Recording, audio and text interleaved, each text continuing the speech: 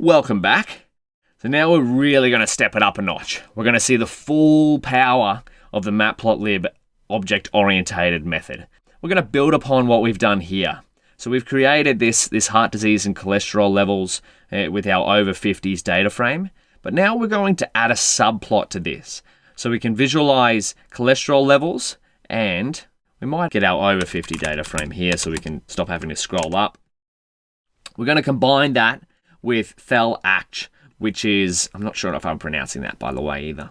Thel-Ach, which is max heart rate. So we want to have a subplot where we've got cholesterol and Thel-Ach on the y-axis, but they're both going to have age as the x-axis.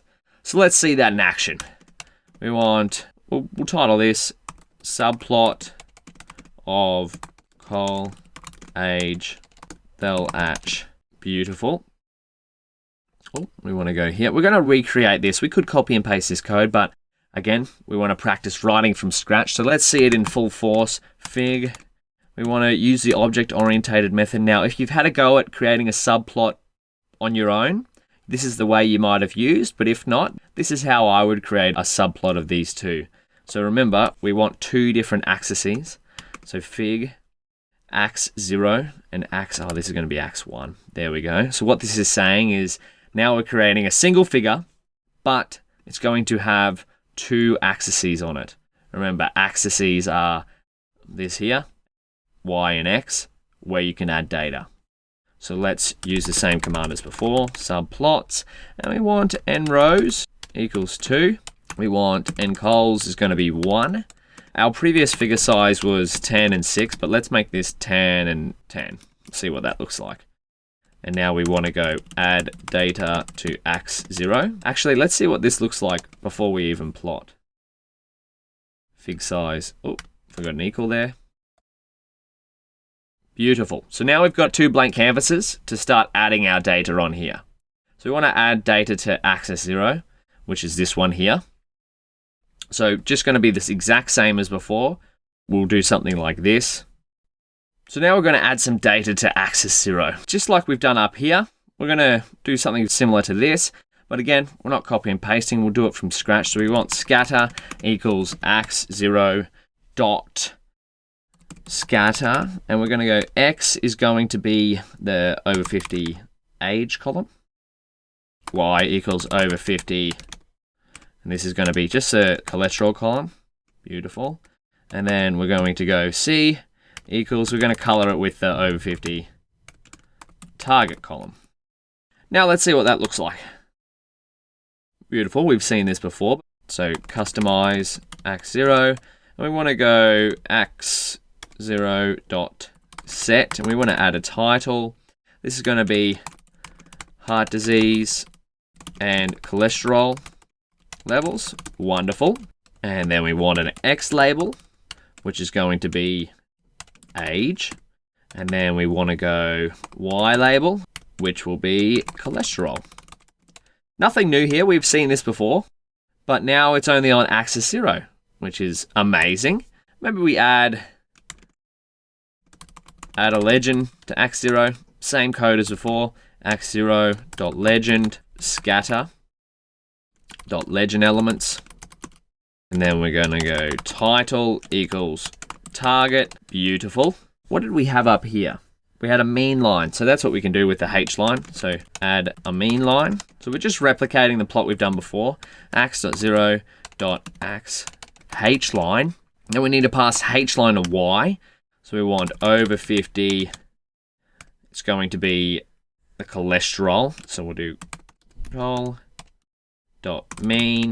And then we'll add a line style as dash dash. And that should be the same plot as what we've got above. But now it's on a subplot. So I want to challenge you to, before we go through it, see if you can replicate what we've done here, but with the Thel-Ach column instead of the cholesterol column on this subplot here. I'll give you a second. All right, if you've had a go, all good. If not, let's go through it. So now we want to add data to ax1, because remember, we've got ax1 up here. Excellent.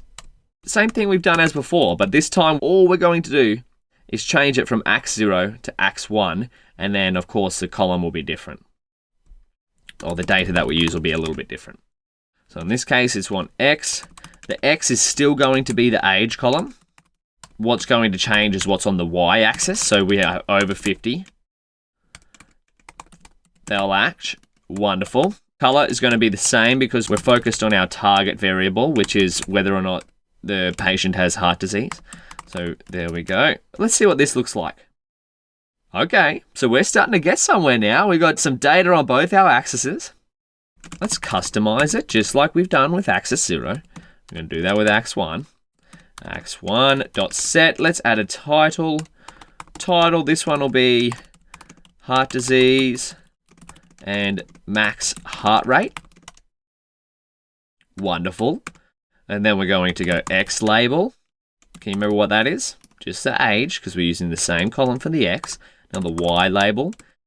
This is going to be thel-ash. So we'll actually put in max heart rate because we want it to be a bit more communicative than just thel-ash. So if someone came and had a look at our plot and didn't know what thel-ash meant, they'll know it means max heart rate. Okay, starting to make some progress. Now we still have a couple more things to do. We want a similar setup to what we've got here. So let's add a legend to ax1, ax1.legend. Now again, we're creating quite similar plots here with the subplot that we're making. So these two are quite similar. As you've seen before, you could have a scatter plot here and you could have a histogram here or something like that. But we're just using this as an example. So title equals target. Wonderful. We'll add a mean line as well. So ax1.ax line. Now we're going to color it with the y is going to be this time instead of cholesterol, it's going to be thel-ash. Wonderful. Mean. And then the line style, we're going to keep it with our trusty dash. And then we'll add a semicolon here. And let's have a look.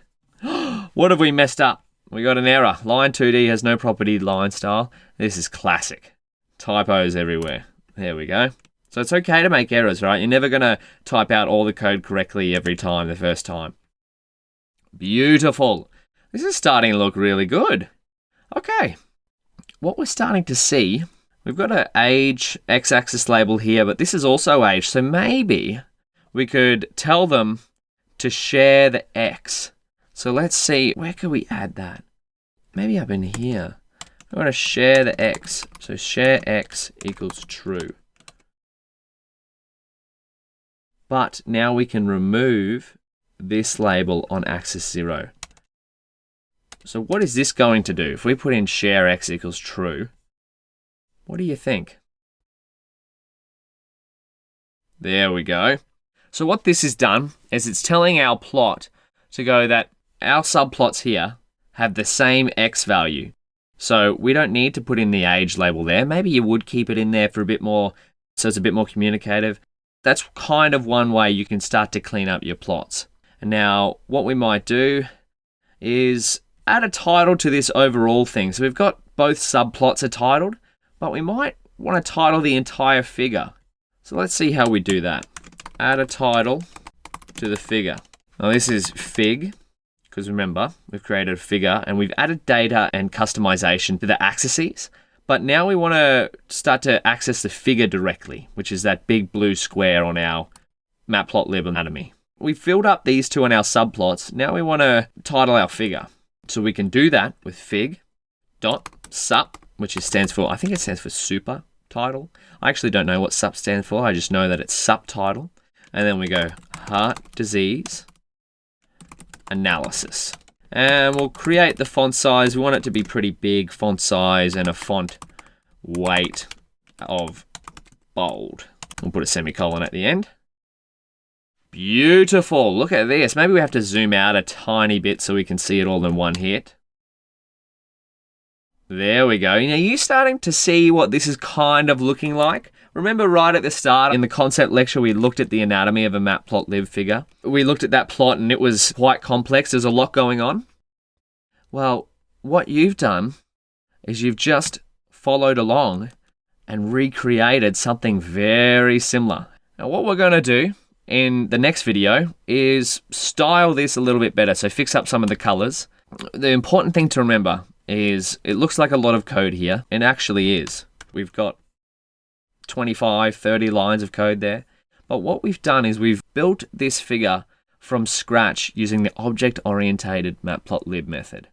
And so now, what seemed at the start to be a very complex and complicated plot is actually just quite simple, right? You create a figure, you create a couple of axes, you add data to the axes, you add some customizations like titles and a legend and a horizontal line, and you start to get something looking like this. Now that's something that you could put in a demonstration or show your colleagues in a presentation, something like that, right? Now you're starting to see just how powerful Matplotlib, the object-oriented API, can be.